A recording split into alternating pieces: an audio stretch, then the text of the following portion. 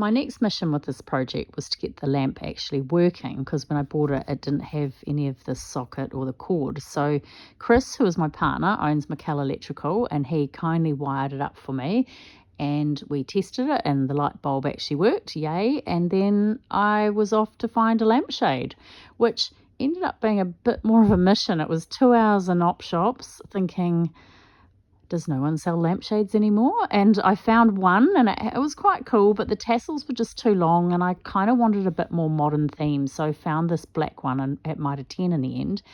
And I got started by taping up the bottom, because in my head I thought I wanted sort of diamond shapes like his jacket.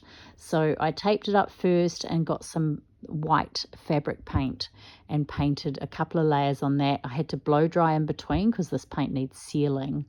And then I pulled off the first layer of tape and drew the diamonds on with the Posca pen and then painted them. And then I pulled the last strip of tape off around the lamp and put it on and had a look and sat back, and my brain just sort of stopped working, and I thought, I'm going to take the dog for a walk and refresh, and sort of hopefully some ideas will come to me.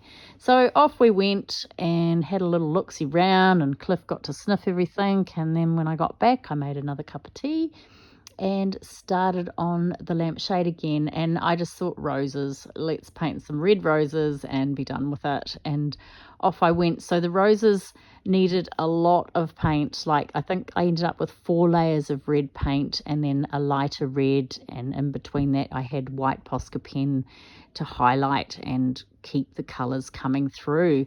So it was just back and forth with the blow dryer and the red paint for quite some time, it felt.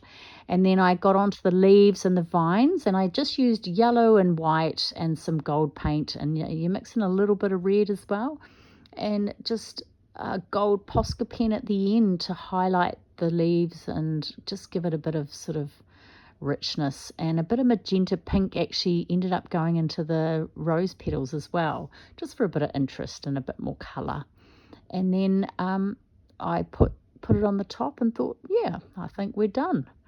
And then I went to plug it in and light it up, and little Miss Molly the cat came in and said, hang on, I haven't been in a video today. So she thought she needed a star at the end. So as I was doing that, she jumped off and I turned it on and off and had a look, and there is the end product.